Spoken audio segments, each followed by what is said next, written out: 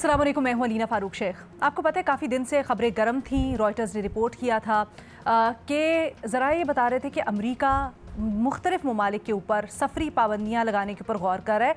अब इस सिलसिले में मज़ीद तफसीलात सामने आई हैं। ज़राए बताते हैं कि सफरी पाबंदियों से मुतल्लिक अमेरिका ने दुनिया के मुख्तलिफ ममालिक को 3 कैटेगरीज़ में डिवाइड किया है, 1, 2, 3। 1 जिसमें सबसे ज़्यादा पाबंदियाँ होंगी, इसमें मुकम्मल सफरी पाबंदियाँ होंगी, यानी ये जो ममालिक होंगे इनके अफराद बिल्कुल भी किसी भी विज़िट वीज़ा, इमिग्रेशन, पढ़ने के लिए नहीं अमेरिका में दाखिला कर सकेंगे, नहीं जा सकेंगे। फिर दूसरी कैटेगरी में महदूद पाबंदियाँ होंगी, स्टूडेंट वीज़ाज़, इमिग्रेशन और जो ट्रैवल के लिए, सयाहत के लिए वीज़ाज़ होते हैं उनके ऊपर। और तीसरी कैटेगरी जिसमें मुमकिना तौर पर पाकिस्तान भी हो सकता है, ये इम्कान ज़ाहिर किया जा रहा है अभी तक ज़राए के मुताबिक कि इसमें मशरूत पाबंदियाँ या रुकावटें होंगी। कुछ महदूद वक्त दिया जा सकता है जिसके अंदर इन ममालिक को ये अपॉर्चुनिटी दी जा सकती है कि वो जो भी अपनी कुछ सिक्योरिटी से मुतल्लिक या फिर दीगर जो तहफ़्फ़ुज़ात अमेरिका के उनको दूर करें, तो फिर इनके ऊपर पाबंदियाँ शायद ना हों।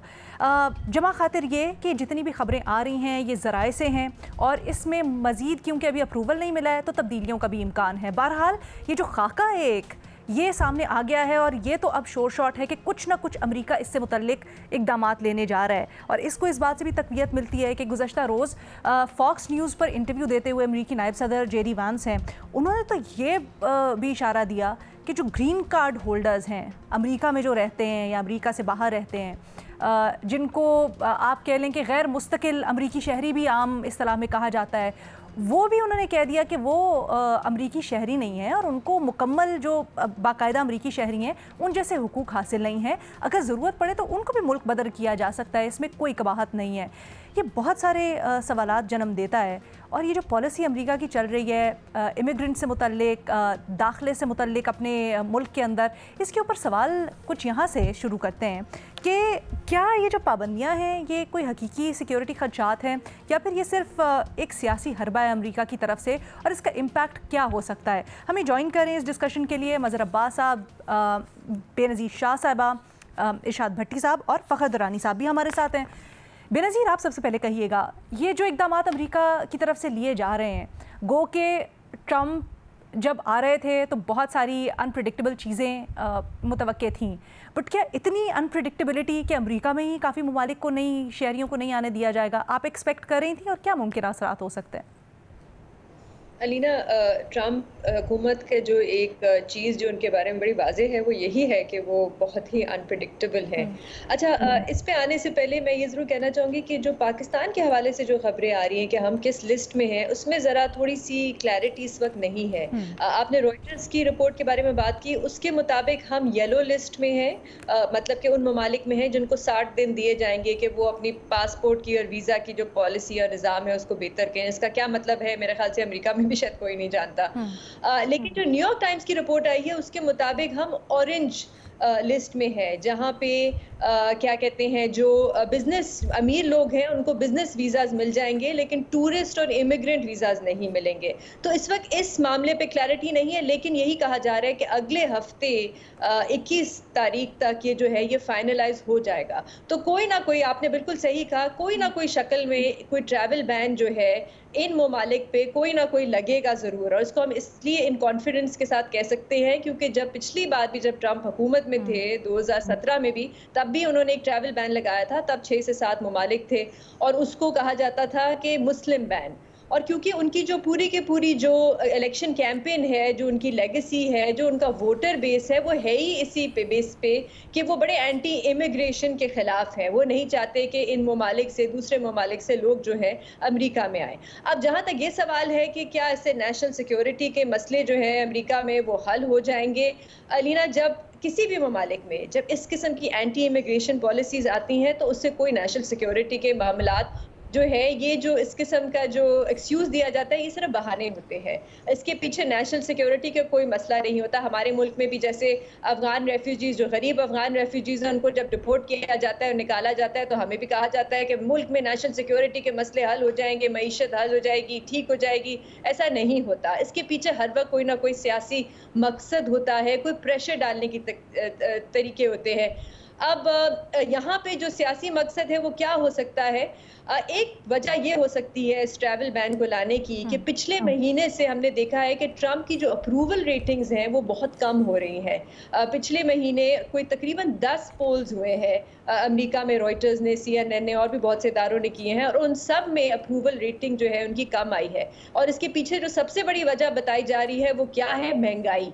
वहाँ पे अमेरिका में जो एक शायद एक्सपेक्टेशन थी कि बाइडेन की हुकूमत जाएगी और ट्रंप की हुकूमत आ जाएगी और पता नहीं महंगाई जो है एकदम से खत्म हो जाएगी और इकोनॉमी ठीक हो जाएगी, वो नहीं हुआ।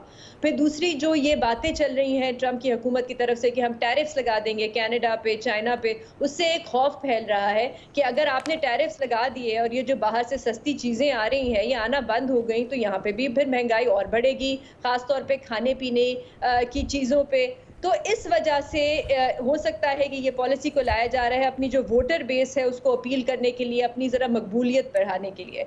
एक आखिरी चीज़ अलीना, इस किस्म की जो एंटी इमिग्रेशन पॉलिसीज़ होती हैं उनकी जो बुनियाद होती है इसमें हमें बड़ा क्लियर होना चाहिए। उनकी जो बुनियाद होती है वो होती है रेसिज्म। आप नहीं चाहते कि उन ममालिक में जिनका आपको रंग नहीं पसंद, उन ममालिक से लोग आपके मुल्क में आए। अब आप ये जो लिस्ट भी निकाल के देख लें, ये जो आ रहे हैं ममालिक के नाम, ये ज़्यादातर ममालिक हैं कहाँ से? Middle East, Latin America, Asia, इन ममालिक से है। यूरोपियन ममालिक कितने हैं इसके अंदर? अफ्रीका से भी बहुत से ममालिक हैं। यूरोपियन ममालिक कितने हैं? एक, बेलारूस। तो ये इसकी जो बुनियाद होती है, किसी भी ममालिक में ले लें आप या अमेरिका में भी ले लें, इसका बेसिस होता है ये हर वक्त एक रेसिस्ट किस्म की पॉलिसी होती है कि आप चाहते हैं कि इन ममालिक से सिर्फ वो लोग आएँ जो अमीर हैं। अमेरिका में वैसे आजकल ये भी एक बात चल रही है कि ग्रीन कार्ड तो है ही है, अब हम एक गोल्ड कार्ड लेके आएंगे। गोल्ड कार्ड क्या होता है कि हम जो $5 मिलियन की इन्वेस्टमेंट लेके आएंगे किसी भी मुल्क से, अमेरिका आएंगे तो उनको हम गोल्ड कार्ड देंगे और उनको जल्दी से शहरियत भी मिल जाएगी। और जैसे हम अभी पहले भी डिस्कस कर रहे थे कि इतनी अनप्रेडिक्टेबल ये हुकूमत है, अभी ट्रैवल बैन लगा नहीं है लेकिन हम देख रहे हैं कि वहाँ पे लोग जिनके पास ग्रीन कार्ड है, वैलिड ग्रीन कार्ड है, उनको गिरफ्तार करके डिटेन किया जा रहा है। मैं बात कर रही हूँ महमूद खलील साहब की, जो कोलंबिया में एक स्टूडेंट है, एहतजाज कर रहे थे गाजा के हक के लिए। उनको, और उनके पास वैलिड ग्रीन कार्ड है, उनकी जो बीवी है वो अमेरिकी शहरी है, उनको गिरफ्तार करके डिटेन करके अब कहा जा रहा है कि उनको डिपोर्ट कर दिया जाएगा। इस तरह और भी 2-3 स्टूडेंट्स हैं जिनके साथ ये किया जा रहा है। तो अब देखना पड़ेगा अलीना कि अगर ये बैन जब भी आता है तो अदालतों में जाके वहाँ पे क्या इसका हाल होता है। अच्छा बेनज़ीर, 2-3 फॉलोअप क्वेश्चंस हैं लेकिन पहले ज़रा सबका इनपुट ले लेते हैं, उसके बाद मैं आपके पास वापस आती हूँ। इरशाद भट्टी साहब, आप कैसे देखते हैं ये जो हालिया मुमकिन तौर पर पाबंदियाँ लगने जा रही हैं इनको? मैडम शेख, आपके इस सवाल में 3 हिस्से हैं। एक है हम, एक है अमेरिका और एक है ट्रंप। लेकिन इन तीनों हिस्सों का जवाब देने से पहले ये बताता चलूं कि अभी सिर्फ 125 दिन हुए, लिहाजा आपने कोई जुगत नहीं मारनी। नहीं।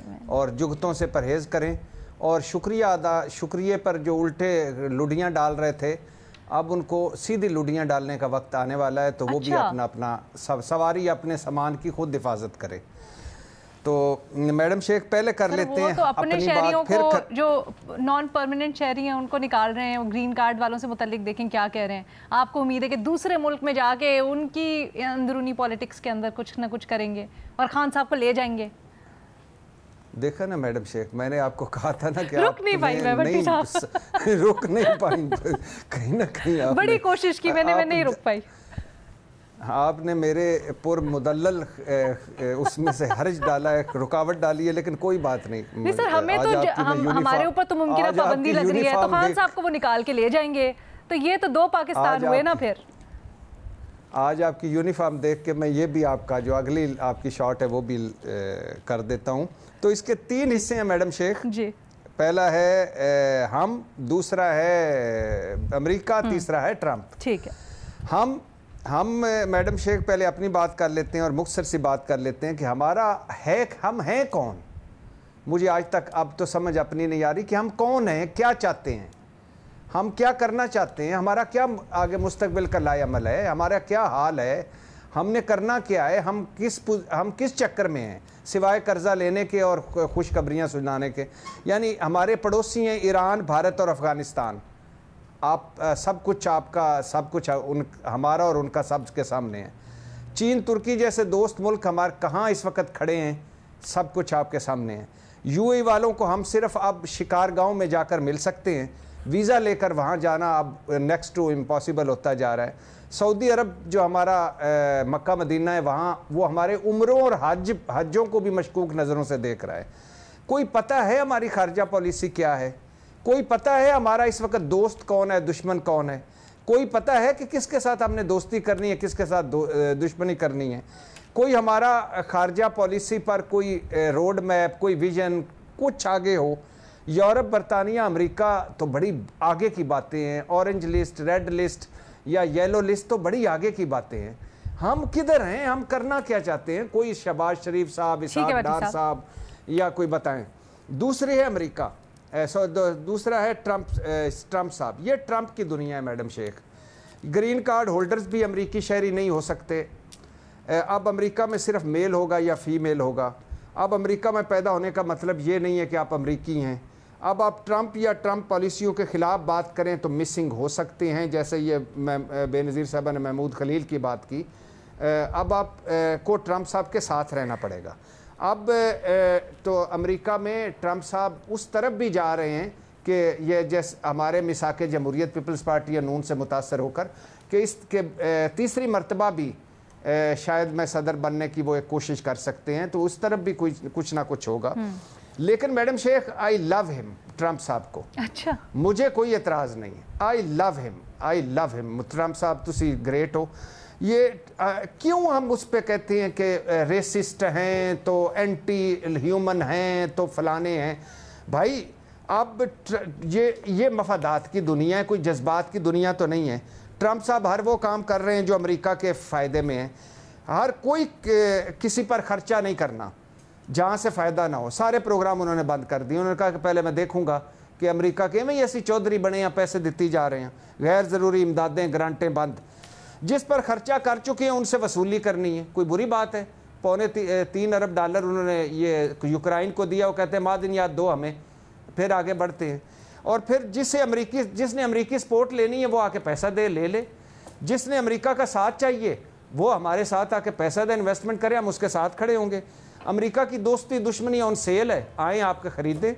और जिसके पास पैसे हैं $5 लाख लें, गोल्ड कार्ड लें और निकले इस महमूद खलील के चक्कर से, रेसिज्म के चक्कर से, ग्रीन के कार्ड के चक्कर से। हाँ, अगर $10 लाख या $60 लाख कर देंगे तो फीमेल और मेल के अलावा भी आप काबिल कबूल है। तो खर्चा कम, आमदन ज़्यादा। चीन का, हमने रूस के साथ अच्छे तल्लुकात रखने हैं, चीन का मुकाबला करना है वो इंपोर्ट एक्सपोर्ट टेक्नोलॉजी में। तो ट्रंप साहब सब कुछ वो कर रहे हैं जो उनको करना चाहिए। अमेरिका की नज़र से मैं कह रहा हूँ, बाकी हम जब आप अमेरिका की नज़र कहते हैं तो अमेरिका में सिर्फ सफ़ेद फार्म नहीं है, अमेरिका में स्याह फार्म भी है, अमेरिका में लैटिनोज भी है, अमेरिका में एक बड़ी तादाद वो डायस्पोरा है जो कि साउथ एशिया सब कॉन्टिनेंट के लोगों का है, जो वहाँ जाकर बसा हुआ है, मुख्तलिफ ममालिक पर मुश्तमिल लोगों का है, जिनके पेरेंट्स वहाँ जाते हैं, वो किसी वजह से वापस आते हैं, तो उनके हक़ में किस तरह से बेहतर है ये मज़ीद हम समझना चाहेंगे। फ़खर, आप बताइएगा, आप इस सारी सिचुएशन को किस तरह से देख रहे हैं? शुक्रिया अलीना। देखें, इसमें 2-3 बातें जो अभी 2 डिस्कशंस हुई हैं। एक तो ये कि ये जो ट्रंप की तरफ से ये इन ममालिक के ऊपर पाबंदी लगाई जा रही है, ये शायद कोई रेसिज्म का एक वो है, शाखसाना है।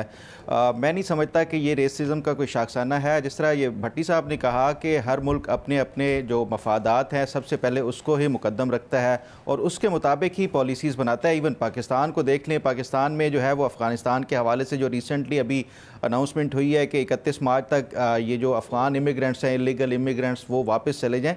तो ये हर मुल्क का अपना एक राइट होता है। और ये जो जिस कॉन्टेक्स्ट में वो बात की जा रही है ट्रंप की तरफ से भी कि ये जो उनकी पॉलिसी है, ये जो पाबंदी के हवाले से नेशनल सिक्योरिटी ही उसकी बुनियादी वजह है। देखें, इसमें जो ट्रंप की तरफ से ये जो इमिग्रेंट्स के हवाले से अभी तक डाटा इकट्ठा किया गया, अगर हम उसको रिव्यू करें और उसका जायज़ा लें तो उससे ये जस्टिफाइड है, जो कि अपनी एक वो रीज़न बता रहे हैं। 1.4 मिलियन यानी 14 14 लाख जो इसमें इलीगल इमिग्रेंट्स को उन्होंने पॉइंट आउट किया है, और उसके साथ साथ 6,60,000 ऐसे इलीगल इमिग्रेंट्स हैं जिनका क्रिमिनल रिकॉर्ड है। तो इन क्रिमिनल जो है वो उनको अमेरिका की सरजमीन से निकालने के लिए अगर ये ट्रंप को इस तरह की अपनी पॉलिसीज़ बनाता है तो मेरा ख्याल है ये हर एक मुल्क का राइट है कि वो इस हवाले से अपने मुल्क की सिक्योरिटी और उसको जो है वो मुकद्दम रखते हुए ये कोई भी पॉलिसी बना सकता है। उसके लिए उन्होंने कोई 6,000 के करीब इन्फोर्समेंट रिमूवल ऑपरेशंस के लिए कोई 6,000 ऑफिसर्स भी रखे हैं जो कि ये तमाम ये जो इलीगल इमिग्रेंट्स की एविक्शन का जो मामला है उसको ओवरसी कर रहा है। ये तो एक जो ट्रंप की अपनी पॉलिसीज़ हैं, लेकिन सवाल ये है कि क्या वाकई ये जो ट्रंप की इन ममालिक के ऊपर पाबंदी है ये कोई एक दुरुस्त कदम है या नहीं है। जब ये 2018 में भी हुकूमत इनको मिली थी तो उस टाइम भी इन्होंने वो जो 6 जो ममालिक थे या 7 ममालिक थे जो मुस्लिम कंट्रीज़ थे उनके ऊपर बैन लगाया था। ट्रंप की हुकूमत जानने के बाद जो पहला काम किया था जो सदर बाइडन की तरफ से वो यही था जो इनका एग्जेक्टिव ऑर्डर के ज़रिए पाबंदी ख़त्म करना था, जिसको इनह्यूमन ये एक वो करार दिया गया था और अननेचुरल एक उस तरह जो अमेरिका के उसके ख़िलाफ़ था जो इसने ट्रंप ने पाबंदियां लगाई थी। तो ये जो दोनों साइडें हैं, जो अमेरिका के अंदर डेमोक्रेट्स हैं उनकी जो है वो प्रो इमिग्रेंट्स हमेशा से रहे हैं, और जो ये जो ट्रंप की जो पार्टी है या रिपब्लिकन है इनकी हमेशा से जो इमिग्रेंट्स के हवाले से वो ये समझते हैं कि जो अमेरिका के अंदर काफ़ी सारे ये जो ख़ास तौर पे लॉ एंड ऑर्डर की सिचुएशन है वो इन इमिग्रेंट्स की वजह से है, और फिर जो एक जो इनका वहाँ पे जो ओवरऑल जो पॉलिसी है वो उसके हवाले से अगर देखा जाए, देखें इसमें जो ख़ास तौर पे जो इमिग्रेंट्स के हवाले से ये जो पॉलिसी बनाई गई है इसमें हमारे अपने इमिग्रेंट्स वो सबसे ज़्यादा ट्रंप को उन्होंने वोट इसलिए दिया है कि वो इस मुल्क से अमेरिका से इलीगल इमिग्रेंट्स को निकाल देंगे। तो मेरा ख्याल है कि ये जो ट्रंप की जो एक क्रिटिसिज्म की जा रही है वो कोई इतनी ज़्यादा जो है वो अनजस्टिफाइड नहीं है। पाकिस्तान के हवाले से अगर देखा जाए या उसका इम्पैक्ट देखा जाए तो अभी पाकिस्तान वो तीसरी कैटेगरी में है कि 60 डेज़ का आपको टाइम दिया जाएगा, उसमें जो ख़ासतौर पर जो सिक्योरिटी से रिलेटेड जी मुमकिन तौर के ऊपर जो अभी आएगा। तो मेरा ख्याल है कि ये जो अमेरिका की तरफ से एक हमेशा से समझा जाता है कि उसकी इकोनॉमी हो या इनोवेशन हो वो दुनिया भर से जो फर्टाइल माइंड्स हैं वो उनको अट्रैक्ट करता है अमेरिका वहाँ पे। इसी वजह से उसकी बुनियादी जो रूल करने की वजह भी ये इमिग्रेंट्स ही हैं जो कि दुनिया भर से ज़रखेज़ जो दिमाग हैं वो लाए जाते हैं। उस कॉन्टेक्स्ट में देखा जाए तो ये बिल्कुल वाज़े तौर के ऊपर इसका इम्पैक्ट पड़ेगा, लेकिन ये कोई परमानेंट मुझे नहीं लगता कि ये जो ट्रंप की तरफ से जो इमिग्रेशन पॉलिसीज के जो एक सख्ती है आप हुकूमत में बैठे हैं ना, तो थोड़ा सा ये भी हमें आगाह कीजिएगा क्या सिफारती कोशिशें पाकिस्तान की तरफ से हो रही हैं? अलीना देखें इस हवाले से कल बाकायदा जो वजारत ख़ारजा है उसके तर्जमान ने ब्रीफिंग दी और उसमें उन्होंने ये बिल्कुल क्लैरिफाई किया कि हम अपनी जो पाकिस्तान एम्बेसी है वहाँ पे वाशिंगटन में वो भी अमरीकी इंतज़ामिया के साथ इन टच है और हम ये कोशिश कर रहे हैं कि ये मालूमात ले सकें। जिस तरह ये अभी तक देखें अभी किसी को भी कोई पता नहीं कि ये जो लिस्ट है वो उसमें कौन कौन से ममालिक हैं, क्योंकि जो अमरीकी हुकाम को भी कोट करके ये मीडिया वो कर रहा है वो भी ये कह रहे हैं अनसर्टन है कि अभी तक कोई फाइनल नहीं है जो ट्रंप की एक जिस तरह की नेचर है, तो उस हवाले से कोई भी लिस्ट तब्दील हो सकती है। ताहम जो मजीद इसमें तफसीलात यही बताई गई हैं कि ये तमाम मिनिस्ट्रीज को भेजी गई हैं लिस्ट इन ममालिक की, वो भी अपनी अपनी असेसमेंट दे रहा है जो अमेरिका जो वजारतें हैं, तो उसमें जो फाइनल फिर सर आप दारुल-हुकूमत में बैठे आपने कुछ तफसीलात आपके जो पड़ोस में बैठे हैं भट्टी साहब पिंडी में बैठे हुए आपके पास क्या इत्तलात हैं, क्या वहां से भी कोई कोशिशें हो रही हैं? जी मैडम शेख, कोशिशें सिर्फ पिंडी से हो रही हैं। अच्छा। सिर्फ कोशिशें पिंडी से हो रही हैं और जो थोड़ा सा बेहतरी आएगी या बजरिया सऊदी अरब या बजरिया यूएई सिर्फ पिंडी से कोशिशें हो रही हैं। ये इस्लामाबाद वाले आपका पता नहीं, आप इतने जोग गई हो आके फीते काटे तकरीरें की और असम्बली में गप्पे शप्पे मारी और चले गए। सारी कोशिशें पिंडी से हो रही हैं और दुआ करें पिंडी की कोशिशें कामयाब हो जाएं ताकि मुल्क की बेहतरी हो। और आखिरी एक बात जरूर मैं भूल गया था करनी, मैडमैन थ्योरी ट्रंप साहब की है, बुखार दिखाकर मौत दिखाकर बुखार बेचना। आसान लफ्जों में आपके लिए मैंने कर दी, इस पर मुझे शाबाश दे। जबरदस्त सर, जबरदस्त। मज़र अब्बास साहब, थैंक यू। भट्टी साहब वैसे जिस तरफ इशारा करें कि आपको ऐसा लगता है कि कुछ ज़्यादा इस पाबंदी का या बैन का हवा होगा और निकलेगा अंदर से शायद थोड़ा कम? देखिए हमारा मसला ये है कि हम मुख्तलिफ रंगों में खेलते रहते हैं। कोई हमें ग्रे लिस्ट में कर देता है, कोई हमें ब्लैक लिस्ट में कर देता है, कोई हमें ऑरेंज लिस्ट में कर देता है। हाँ सर, ये ट्रंप के आने के बाद के आफ्टर शॉक्स हैं। और ये आफ्टर शॉक्स कब तक रहते हैं? मेरा ख्याल है काफ़ी अरसे रहेंगे। जितनी तेज़ी से ट्रंप साहब चल रहे हैं, होगा उनके मुल्क के लिए अच्छी पॉलिसी होगी, उन्होंने अपने मुल्क के लिए अच्छी पॉलिसी बनाई होगी। अगर कोई क्रिटिसिज्म होगा उनके मुल्क के अंदर होगा क्रिटिसिज्म, लेकिन इन्हें इतना आसान नहीं होगा, डिफ़िकल्टीज़ होंगी। सवाल ये है कि ट्रंप साहब दूसरे मुल्कों के मामलात में कितनी मुदाखलत करेंगे, और क्या अगर मैं उनको ये राइट देता हूँ कि जी आपके मुल्क में आपका राइट है ये सब कुछ, तो उनको क्या मैं ये राइट भी दूं कि आप मेरे मुल्क में भी इंटरफेयर करें या दूसरे ममालिक में भी इंटरफेयर करें उसमें? जब अमेरिका अपने लिए, अपने मफाद के लिए पॉलिसी बनाता है तो फिर वो अपनी इंटरनल पॉलिसी, जब वो मेरे ऊपर जो है असरअंदाज करता है, यहाँ आके अपने बंदों को उठा के ले जाता है, जिसको जी चाहे उठा के ले जाए, जिसको दुनिया भर से जी चाहे जहाँ चाहे अटैक कर दे, जहाँ चाहे जो है वो किसी को सपोर्ट कर दे, जब आप ये सारी चीज़ें करते हैं तो फिर जब आप ये वीज़ा रिस्ट्रिक्शंस लगाते हैं, मुख्तलिफ सफरी पाबंदियाँ लगाते हैं तो इसके ज़ाहिर है अपने कॉन्सिक्वेंसेस होंगे उसमें। ज़ाहिर है वो किसी एक ख़ास एलिमेंट को प्लीज़ करना चाहते हैं जो उनका वोटर है, लेकिन उनका वोटर दूसरा भी रहा है, दूसरे भी वोटर्स रहे हैं। और ज़ाहिर है इस वक्त उनकी हुकूमत है, उनकी जमात की हुकूमत है, इसलिए वो जो पॉलिसीज़ बना रहे हैं, पिंडी के और रिपब्लिकन्स के हमेशा से ताल्लुकात अच्छे रहे हैं, और लिहाजा ना भट्टी साहब को ज़्यादा खुश होने की ज़रूरत है ना किसी और को, क्योंकि जो अमेरिकन पॉलिसीज़ बनती हैं वो अमेरिकन इंटरेस्ट को सामने रख के बनती हैं। आप अमेरिकन इंटरेस्ट को सर्व करेंगे तो वो पिंडी को भी खुश करेंगे, इस्लामाबाद को भी खुश करेंगे।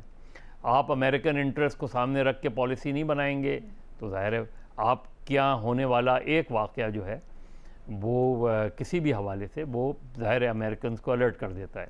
और हम जो जिस लिस्ट में रहे हैं ना, हम वॉच लिस्ट में रहे हैं, हम जिस रडार में रहे हैं, ये आज की बात नहीं है। हम यहाँ से जाली लोगों को अमेरिका भेजते रहे हैं, बड़े बड़े नाम हैं उसके अंदर, हज़ारों लोगों को हमने अमेरिका इल्लीगल जो है पासपोर्ट बना के भिजवाया है, इल्लीगल शनाख्ती कार्ड बना के भिजवाया है। तो दुनिया हम पे शक क्यों ना करे? हम यही हरकतें करते रहे हैं सारी ज़िंदगी, ठीक है, कि हमने जाली लोगों को बना के, और 80s में भी अमेरिका से इतना बड़ा लेटर आया था कि भाई ये आप आधा जहाज़ जो है वो गैर कानूनी पासपोर्ट के साथ दाखिल हुआ है अमेरिका में। तो हम जब इस तरह की चीज़ें करेंगे, और फिर ज़ाहिर है जब टेररिज्म के वाक़यात बढ़े और फिर 9/11 के बाद आप वैसे ही रडार पे आ गए उसमें, तो आप तो किसी भी लिस्ट में डाले जा सकते हैं। अच्छा, डिपेंड करता है कि कोई दुआ करें कि कोई ऐसा बंदा ना पकड़ा जाए अमेरिका में या पाकिस्तान में, या कोई ऐसा वाक़या ना हो जाए जिसके लिंकेज मिल जाए उसमें। तो आप हमेशा वॉच लिस्ट में रहेंगे, अमेरिका की वॉच लिस्ट में भी रहेंगे, दुनिया भर की वॉच लिस्ट में रहेंगे। बदकिस्मती ये है कि अब आप इस्लामी दुनिया की भी वॉच लिस्ट में हैं। लिहाजा अपने आप को बेहतर करें, अपने आप को बेहतर करेंगे तो ये सारी लिस्टें ख़त्म हो जाएंगी। ठीक है जी, एक थोड़ी सी ब्रेक लेंगे, फिर इस इशू पे मज़ीद बात करेंगे। Welcome back. अमेरिका में ट्रंप इंतज़ामिया 43 ममालिक के ऊपर पार्शल या मुकम्मल सफरी पाबंदियाँ लगाने के ऊपर गौर कर रहा है। इसी के ऊपर तज्जिया तबसरा हमारा जारी है। बेनज़ीर, आपने अपने तज्जिए में कुछ वजूहात का जिक्र किया और आपने कहा कि मुमकिना तौर पर जो सर्वेज़ हुए हैं रीसेंट ट्रंप इंतज़ामिया से मुतल्लिक, उनकी हुकूमत से मुतल्लिक, कि उसके ऊपर जो रिज़ल्ट्स आए हैं ट्रंप के ख़िलाफ़, उसका कहीं ना कहीं नतीजा हो सकता है। बट ये सेटल कैसे करेगा जो डायस्पोरा है, जिसकी एक बहुत बड़ी तादाद ने वोट भी दिया है ट्रंप को इक़्तिदार में लाने के लिए उसके साथ? क्या वो इसको वेलकम करेंगे? वो इसको एक अच्छे कदम की तरह देखेंगे कि अब इलीगल लोग या फिर जराइम पेशा अफराद मुमकिना तौर पर अब अमेरिका में नहीं एंटर हो सकेंगे, या फिर ये इसका बैकलैश भी हो सकता है? अनीना, मुझे नहीं लगता कि वो इसको ज़्यादा वेलकम करेंगे। बहुत और भी, मैं जब अमेरिका में थी पिछले महीने, तो छोटा सा सैंपल है जिन लोगों से मैं बात कर रही थी, उन जिन्होंने ट्रंप को वोट दिया, पाकिस्तानी कम्युनिटी से, इंडियन कम्युनिटी से, और भी बहुत सी वजूहत थी जिनकी वजह से उन्होंने ट्रंप को वोट दिया। लेकिन वहाँ पे एक खौफ भी ये था कि अगर ये इलीगल जो इमिग्रेंट्स हैं या इमिग्रेंट्स को डिपोर्ट करना शुरू कर देंगे तो बहुत से ऐसे काम, आपकी बहुत बड़ी इकोनॉमी जो है वो उन पर डिपेंड करती है। जैसे कि मिसाल के तौर पे एक बात ये हो रही थी कि LA में जो फायर्स हुए हैं, वो जो घर जले हैं, उनको कौन बनाएगा वो, क्योंकि वो तो आप ज़्यादातर होता ही यही है कि वो हिस्पैनिक्स होते हैं या मेक्सिको से लोग आते हैं, वो आते हैं 6 महीने के लिए, वहाँ पे काम करते हैं, फिर वापस जाते हैं। हरिकेन में जो वहाँ पे घर डैमेज हुए हैं, लोगों के घरों में जाके वो काम करते हैं, छोटे छोटे काम होते हैं, लेकिन इनकी जो इकोनॉमी है वो बहुत ज़्यादा डिपेंड करती है इन इमिग्रेंट्स के ऊपर। बहुत से लोग जो हैं H1 वीज़ास पे जाते हैं, कंपनीज में काम करते हैं, तो मुझे नहीं लगता कि इसको ज़्यादा वेलकम किया जाएगा इन द लॉन्ग टर्म। लेकिन मैं यहाँ पे ये ज़रूर बात करना चाहूँगी अलीना कि यहाँ पे बात हो रही थी कि क्रिमिनल रिकॉर्ड जो है उनको नहीं आना देना चाहिए है अमेरिका के अंदर। मुझे बताएं कि महमूद खलील साहब का क्या क्रिमिनल रिकॉर्ड है? इतनी ये आर्बिट्री किस्म की पॉलिसी है कि सिर्फ क्योंकि वो गाजा के हक में बोल रहे थे तो उनको उठा के आपने गिरफ्तार करके डिटेन कर दिया। तो इस किस्म के जब ब्लैंकेट बैन लगते हैं तो फिर ऐसा ही होता है। हाँ ठीक है, अगर आपने एक किसी का वीज़ा की एप्लीकेशन आई, उसमें उनका कोई क्रिमिनल रिकॉर्ड है तो चले ठीक है, आप उनको वीज़ा ना दें, लेकिन ये ब्लैंकेट बैन लगा देना जिससे पता नहीं हज़ारों लोग पाकिस्तान में जो है स्टूडेंट वीज़ास के लिए अप्लाई कर रहे हैं, कॉलेजेस के लिए बाहर जाना चाहते हैं, वालिदैन उनके बाहर हैं, शौहर उनका बाहर है, वो ग्रीन कार्ड के लिए अप्लाई कर रहे हैं, वो नहीं जा सकते। तो हम कैसे इस किस्म की पॉलिसीज को सपोर्ट कर सकते हैं? क्या अमेरिका को नेशनल सिक्योरिटी थ्रेट किसी यूरोपियन ममालिक से नहीं है, किसी गोरों से नहीं है, सिर्फ उन्हीं ममालिक से है जिनका रंग आपको नहीं पसंद?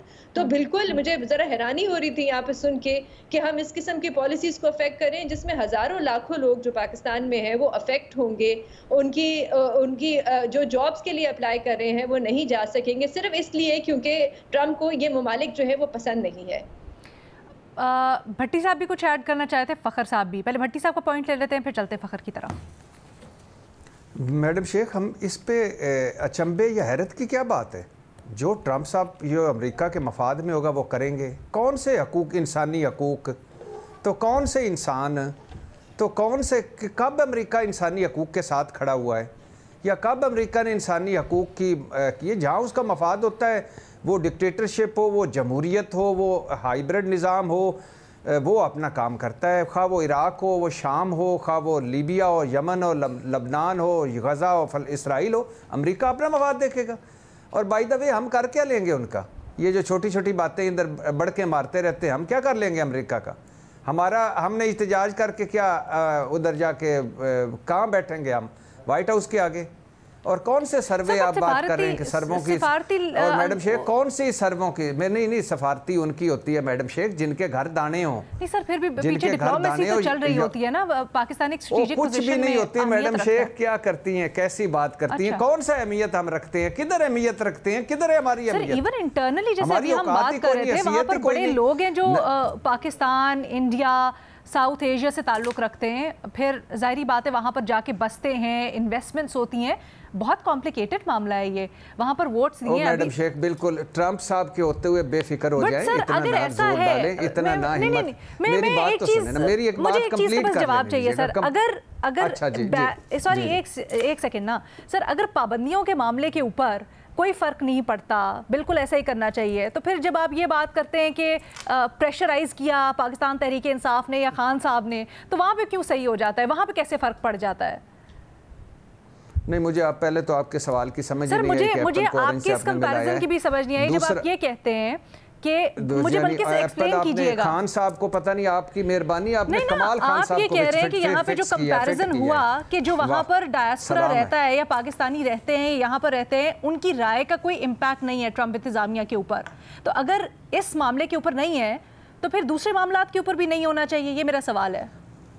हाँ, ये सवाल अब कोई थोड़ी सी समझ में आई है, कोई असादा करके बताया करें, मैं बहुत ज़्यादा पढ़ा लिखा नहीं तो जवाब दे दे। तो मैडम शेख बात ये है कि जहाँ इम्पैक्ट पड़ेगा, जहाँ ट्रंप इंतज़ामिया या वो समझेगी कि इन्होंने हमारी पार्टी को फंडिंग की हुई है, इन्होंने हमारे लिए हमें वोट दिया हुआ है, ये आगे चलकर हमारे लिए फ़ायदेमंद हो सकते हैं, तो वहाँ वो करेंगे। मोहब्बतों में कोई नहीं करेंगे प्लीज़।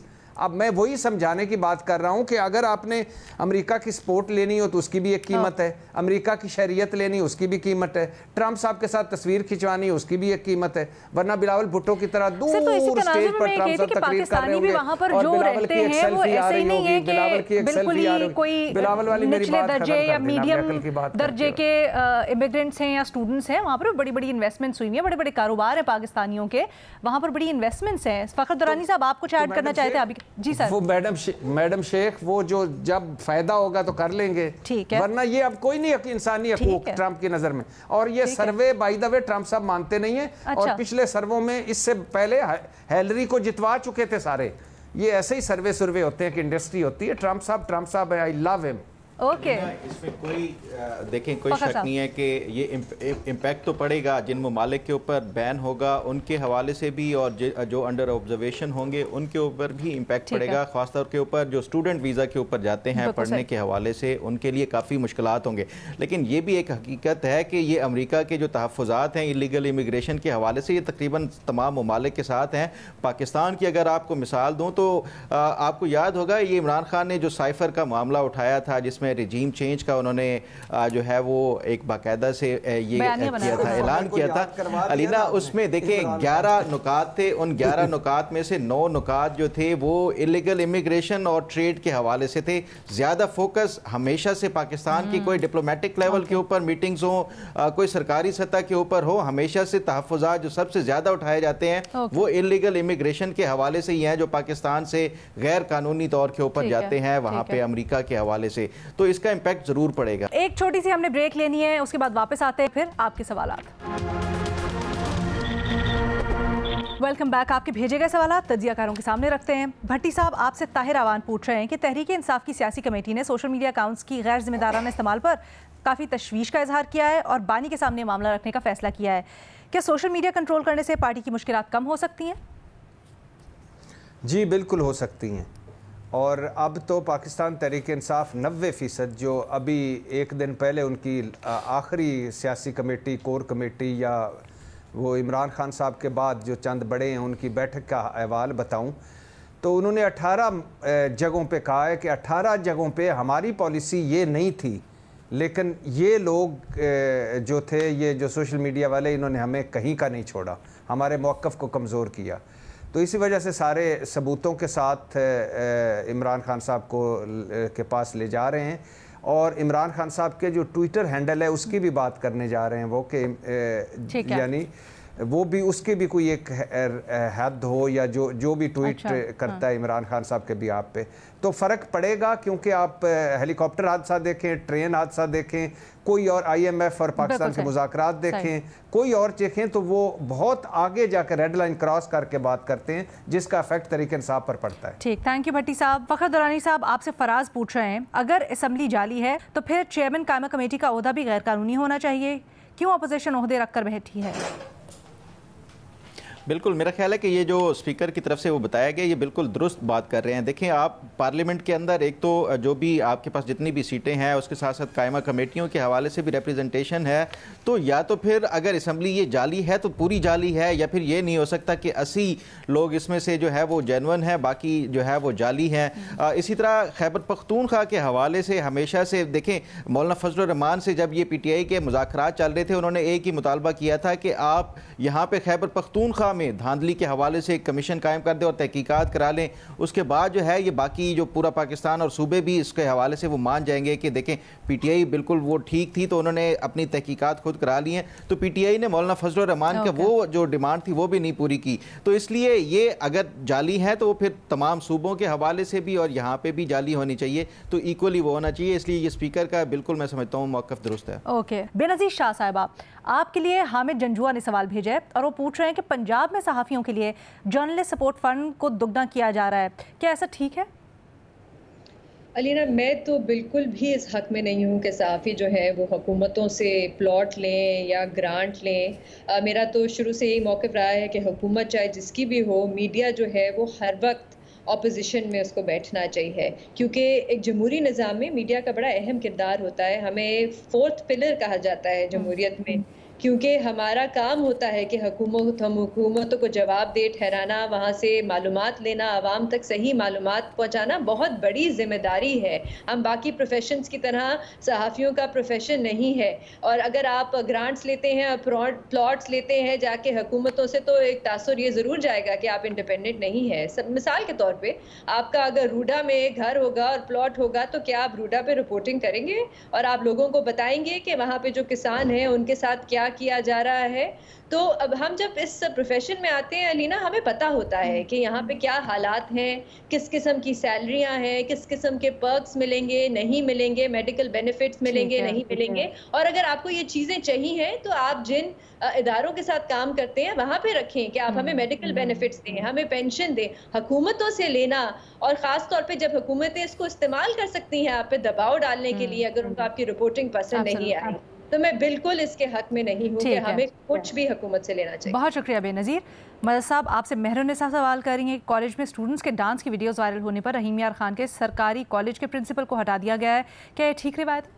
देखिए, अभी पता नहीं कि क्या वाक़या क्या हुआ था, लेकिन हम किन मामलात में फंस जाते हैं। मतलब प्रिंसिपल को उसकी परफॉर्मेंस पे हटाया जा सकता है, प्रिंसिपल को किसी इनडिसिप्लिन पे। ये जो हमारे यहाँ एक माइंडसेट बन चुका है इस चीज़ का। आप अगर उस कॉलेज की परफॉर्मेंस तो बताएं, उस कॉलेज की साल की परफॉर्मेंस कैसी है, उस कॉलेज का तालीमी जो है वो पूरा साल जो है वो कैसा रहा है उस चीज़ का। और अगर परफॉर्मेंस अच्छी नहीं रही है, इन चीज़ों पे प्रिंसिपल्स को हटाया जाता है। कोई खुदा ना खास्ता कोई ऐसा वाक़या हो गया, अब हो सकता है कि वो कोई चीज़ सेलिब्रेट कर रही हों लड़कियां। मेरा ख्याल है हम अपनी बहुत से मामलात हैं, बहुत से इश्यूज़ हैं, इन इश्यूज़ में पढ़ के हम सोसाइटी के लिए कोई ऐसा सोसाइटी को कोई हम बहुत, अगर आपने सोसाइटी को बेहतर बनाना है ना, माशरे को बेहतर बनाना है, तो ये सारे जितने दूध वाले मिलावट करते हैं इनके खिलाफ कार्रवाई करें। ये जो चोर बाजारी होती है, आप कहना चाह रहे हैं थोड़ा रोशन ख्याल होना चाहिए, थोड़ा तंग जहनी से हटना चाहिए और नजरिया अपना ब्रॉड करना चाहिए। आपने जनरली सूरत हाल का और सवाल का बिल्कुल सही तज्जिया किया। मैं तो सहाफ़ती इक़दार को मद्देनज़र रखते हुए ये कह रही हूँ कि हमारे पास दूसरी पार्टी का मौक़िफ़ भी नहीं है इस वक्त। वजूहात क्या हुई, हमारे पास वो नैरेटिव भी नहीं है। हमारे सामने यूट्यूब का सवाल आया है, हम इसके ऊपर मज़ीद मौक़िफ़ लेकर, मज़ीद इसके ऊपर रिसर्च करके, अगर इसमें कोई गुंजाइश हुई एडिशन की, तो फिर वो भी सवाल आपके सामने रखेंगे और उसके ऊपर इम्प्रोवाइज़ करेंगे अपना तज्जिया तबसरा अकॉर्डिंगली। बट आज के लिए इतना ही इजाज़त दें। अल्लाह हाफ़िज़।